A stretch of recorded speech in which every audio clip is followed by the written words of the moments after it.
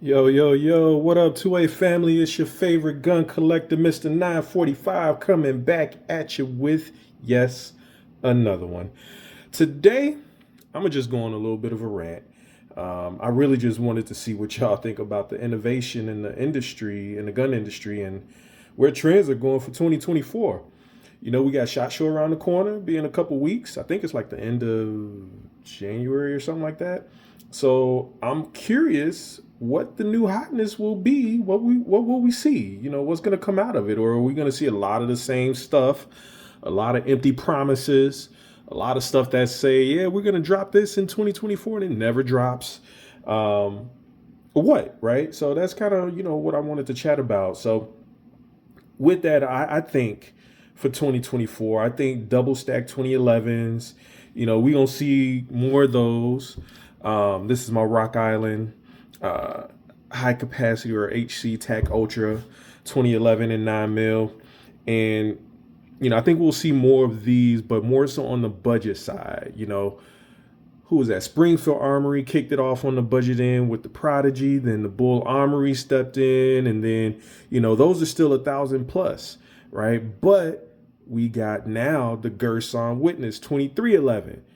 I'm excited about that one. I mean, I don't know if I'll pick it up. I'm still on the fence, right? I still want to see, what the reviews and stuff look like with that. Are they, reliable? Are they a good shoot? Is it going to jam up? What's the deal with that? And I just heard that they're dropping a 10 millimeter version of it too, starting out this year. So they have the 9 out in the 5 inch and the 4 1/4 inch barrel. And now they're starting to ship the 10 mils. And I'm hoping that they're going to also start to ship the 45s. But what I read on the website, the 45 isn't really much. It's probably going to give you an extra 2 rounds, so to speak, in terms of capacity. So the 45 version of the Rock Island, I think, holds like 14 rounds. So, I would hope that a 2311 in 2024 would give you more than 10 rounds of capacity, but who knows?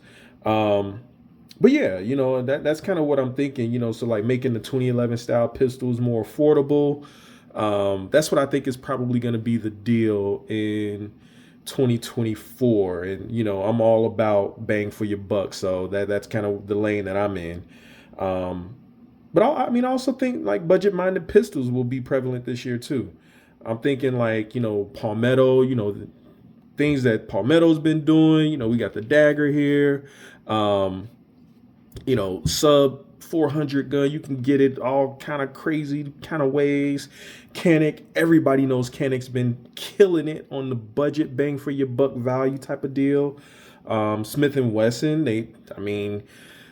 to me, Smith and Wesson, I'm a fan of the brand and the company and what they stand for and what they provide to consumers. They give you a lot of value for their money, similar to Canik. They give you a lot of value for their company, for a long-standing, trusted company. And they came out with the SD9 2.0. I may not cop that. I never had the SD9 VE, but still a budget-friendly firearm, from a reputable brand, right? So, and I think we'll probably start to see a lot more of that too in 2024. At least I would hope so. But yeah, because the average person, I don't know about you guys, but like for myself, I don't, I have a hard time dropping 7, 8, 900, for, a gun, but it really has to be something that I really, really, really, really, really want. Not to say that I don't have any, because I think, nah, this wasn't 700.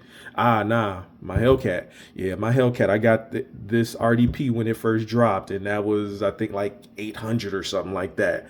But yeah. So I don't know. I don't know. Like if I don't have to pay 7, 8, $900 for a pistol and still get a lot of value out of it.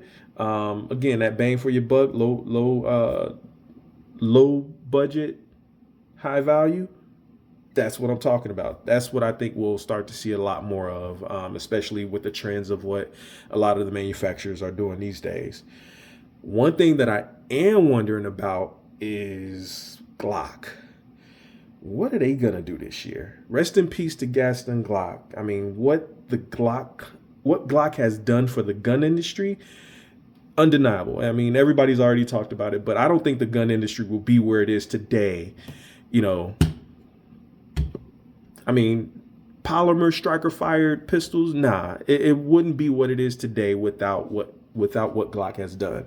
You know, and I still think the Glock 19 is still, great. Crazy enough, the 19X, I remember when the 19X first dropped. When it first dropped, it got a lot of hate. I don't know if you guys remember that. It got a lot of hate. People really wanted to see, instead of the 17 grip and a 19 slide, they wanted to see the reverse.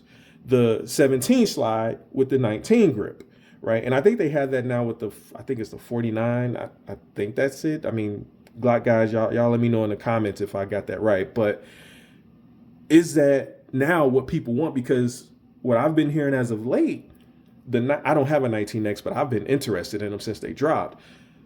But people have really been talking about the 19X or the 45 are the best versions of the Glock. But when they first came out, it was like, this is trash. Nobody's going to get this and all of that and other. And now, it's one of the most popular Glock models. So go figure. I mean, Glock fans, tell me what y'all think. I mean, what do you all want to see Glock do next? I mean, is there an opportunity? I think there is an opportunity right now with and I think Gaston Glock was like 94 years old or something like that. So I don't know if he was having a lot of input in terms of the designs and the innovation that Glock was doing.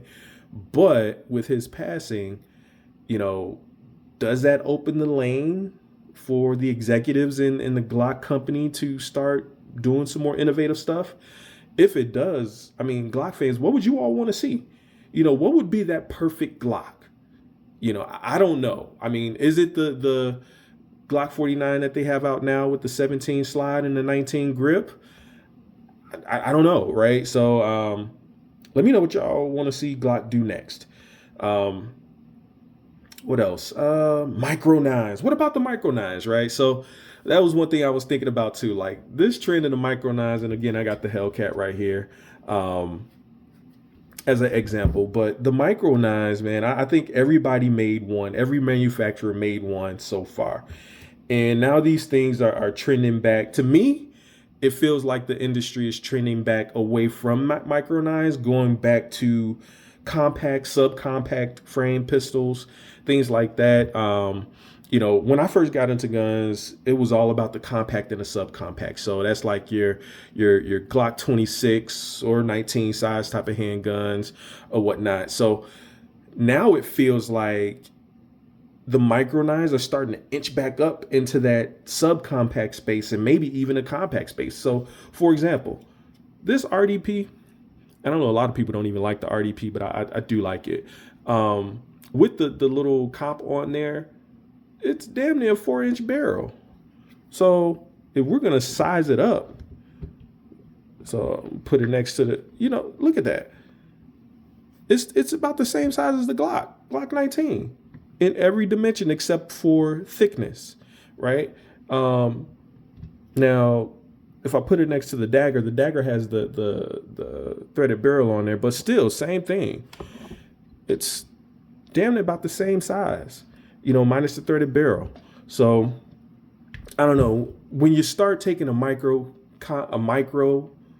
compact gun and adding stuff to it like threaded barrels, comps, and all of that, extended mags, such as like a 15, 17 round mags, why not just go back to your compact size or your subcompact gun?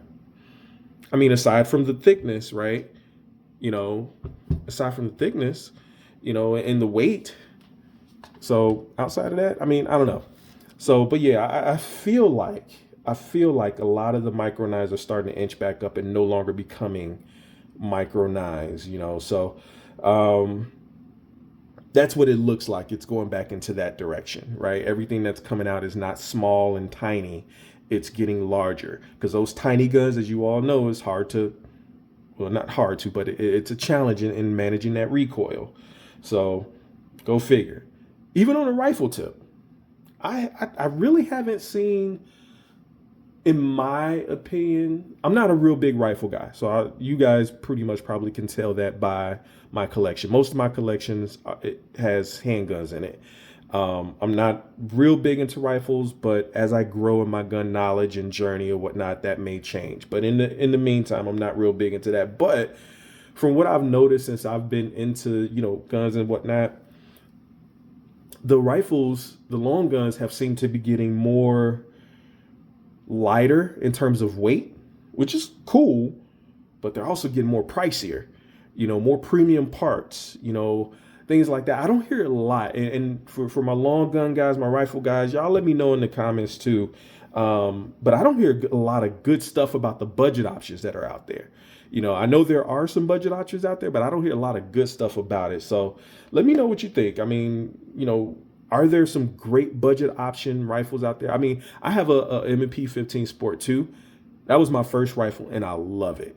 I think it's a good budget option. It's actually gone up in price since I bought mine, but I think it's a good budget option. But even the PSA, the Palmetto ARs, I think those are cool too. Buy a complete AR from Palmetto, you can't go wrong in my opinion. But what's the trend though going for rifles these days? I see again, lighter weight, a lot of fancy parts equals more cost, right? Is there anything that I'm missing there? Y'all let me know. I mean, overall, what do you all think? Where should the industry go in terms of innovation? What features do you guys want to see? What are you looking forward to in 2024? Like, what would be your suggestion on what should be made? And then let me know in the comments, what you guys think, where 2024 is going and where it should go with the firearms. So again, that's pretty much what I wanted to chat about with you guys. I hope you all have a great year this year. I hope you all continue to stay safe, continue to keep training, and continue to support the 2A movement, exercise those 2A rights. And, I'll see you guys in the next one. But once again, it's Mr. 945. I hope you guys enjoy the conversation today. Let's keep it going in the comments. And I'm out. See y'all on the next one. Peace.